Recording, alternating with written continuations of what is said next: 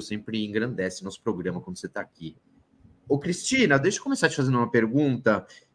Hoje tivemos mais duas penas, né, estabelecidas ali do segundo e do terceiro réu, né, 17, 15 e 17.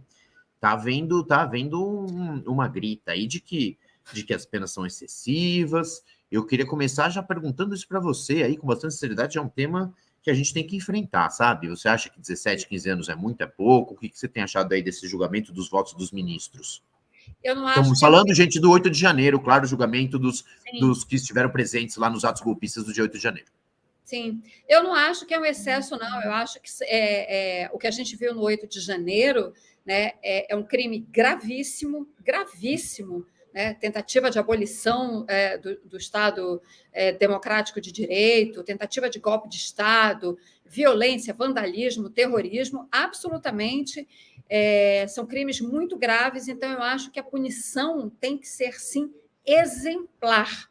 E acompanhei, não pude, por uma série de razões, acompanhar inteiramente a sessão, uma sessão bastante longa, mas fui acompanhando e vi depois um resumo com argumentos dos ministros durante os seus votos, né? E está tudo muito bem fundamentado, né? Tem argumentos para isso, né? Então, eu acho muito importante a gente destacar isso, que existe uma fundamentação, que os crimes, de fato, são muito graves, né? Para não cair naquela coisa de revanche, é vingança. Não se trata disso.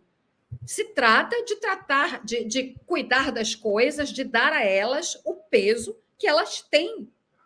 Nós nunca tínhamos visto isso na história recente do Brasil, bem recente, eu quero dizer, né? Desde que a ditadura acabou, não se via nada com esse grau de gravidade.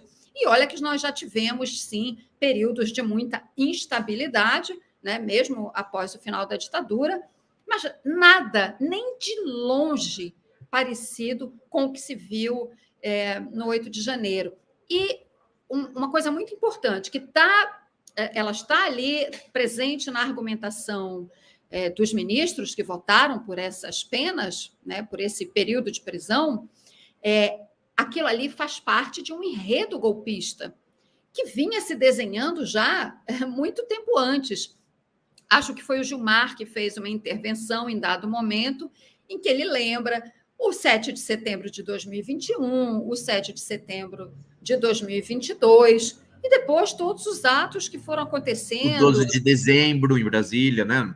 12 de dezembro em Brasília, e culminou no 8 de janeiro, clarissimamente com a intenção de provocar as Forças Armadas para que fizessem uma intervenção. Isso é dito por alguns dos manifestantes, né?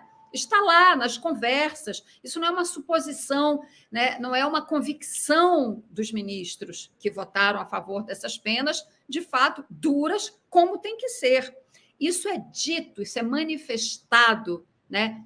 Isso, e você vê isso em vídeos dessas pessoas, em troca de mensagens, que estão presentes na investigação. Então, absolutamente não vejo como excessiva, ao contrário, acho que são adequadas ao crime cometido. Perfeito, perfeito. Ô, Viaro, falando no crime, nesse julgamento, será que a gente não mostra um pouco os advogados hoje dessas pessoas? Daqui a pouco os ministros vão ser obrigados a declarar os réus indefesos, porque eu não sei o que esses advogados estão fazendo lá, eles são mais preocupados em lacrar do que defender os clientes. Teve advogado, inclusive, que nem utilizou, né, o momento para o segundo réu hoje, nem utilizou o momento de defesa e se preocupou só em atacar o Alexandre de Moraes, em atacar o Barroso, em atacar a instituição, em atacar a STF, em atacar absolutamente todo mundo. O Alexandre acabou, inclusive, citando a turma que estava ali, a turma de Direito da Universidade de Rio Verde, né, em Goiás, disse que vocês estão aqui presenciando tudo aquilo que não deve ser feito dentro da Suprema Corte. É uma anti-aula, né? Exatamente. E olha, eu queria até acrescentar um aspecto aí disso que vocês levantam. A OAB, imagino, deve ter alguma instância, né, para examinar o que foi feito hoje, porque você tem praticamente ali alguns advogados né, defendendo justamente o crime cometido pelos seus clientes, mas que, como advogados, você não pode levar essa argumentação. Você tem que ter uma argumentação diferente, no sentido de encontrar alguma razão, nem que seja para dizer assim, olha, mas o meu cliente estava sob forte emoção, ele foi convencido por outra pessoa, mas ele é uma pessoa de bem, algo assim, mas não falar o que eles falaram, né, praticamente corroborando, né, aquela tentativa golpista. Então, assim, tanto que uma hora até o Alexandre de Moraes fala algo assim, não sei se foi na sessão de ontem ou na de hoje, a OAB não pode permitir isso, algo nesse sentido, e eu imagino que a OAB tem uma instância, né, para avaliar, de fato, esse tipo de coisa, sabe? Aquela expressão que o Alexandre de Moraes usou, é medíocre e é patético, de fato, né? A qualidade desse tipo de advogado que esteve lá presente. Eu acho que seria o caso, sabe? Eu não tenho ilusões, enfim, há um corporativismo muito grande, né, na profissão, mas seria o caso, sabe, de se provocar de alguma forma, né? O que eu acho é assim, não se pode aceitar com naturalidade isso, sabe? Eu acho. A gente entra, Cristina, numa outra... Mais uma vez, a gente entra numa situação em que o Alexandre de Moraes ele é questionado por supostos excessos.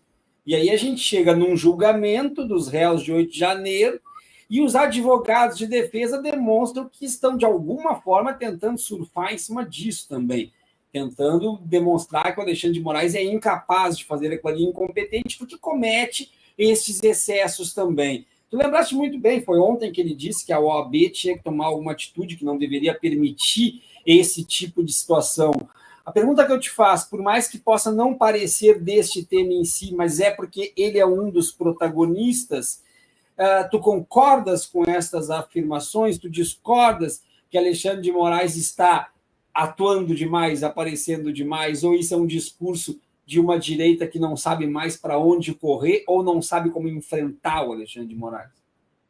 Eu acho essa é uma discussão importantíssima, ela é pertinente, a gente deve fazê-la, eu acho que a gente deve sempre refletir sobre os atos, não só do Alexandre de Moraes, do Supremo de uma maneira geral, porque a situação que a gente tem hoje, né, é de um Supremo, e isso é muito ruim, muito negativo para o país, mas, de fato, nós temos um Supremo muito contaminado, aí, entre aspas, pela política, e mais até do que pela política, pela partidarização, né?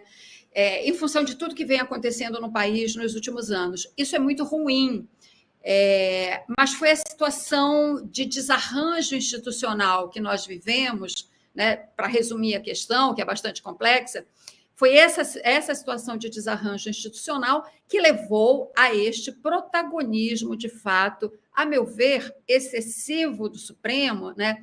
Seria melhor que não fosse assim, porém, diante também das situações excepcionais que o país viveu nos últimos anos, né?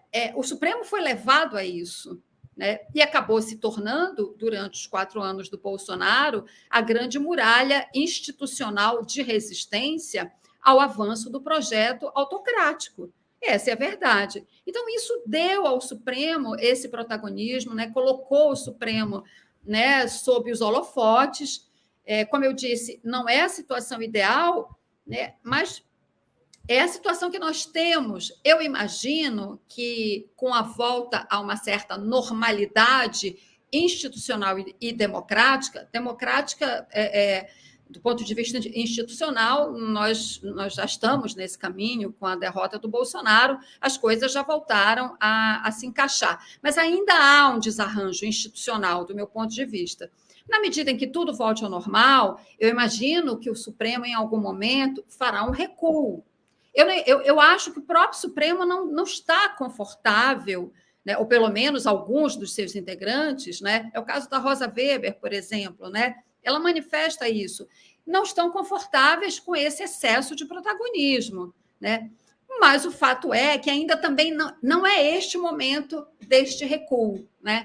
Pelo menos até que termine o julgamento de todas essas pessoas envolvidas com a tentativa golpista, né?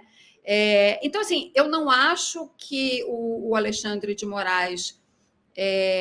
Eu preferiria que ele tivesse uma atuação mais discreta, mas agora, diante da situação que ele assumiu, desde que ele foi nomeado pelo Toffoli, quando o Toffoli ainda era presidente, que abriu o inquérito das fake news e que nomeou de ofício o Alexandre de Moraes relator, né? Também não tem como dizer assim, ele não deveria ter esse protagonismo, mas ele foi levado a isso, né? E tem feito isso bem. A gente pode até achar que é um papel excessivo ou não, mas o fato é que todas as decisões dele, pelo menos aquelas mais disputadas, comentadas, questionadas, digamos assim, né, muitas delas foram referendadas pelo plenário. Ele tem essa preocupação, né, de dar o suporte, de buscar o suporte institucional dos pares.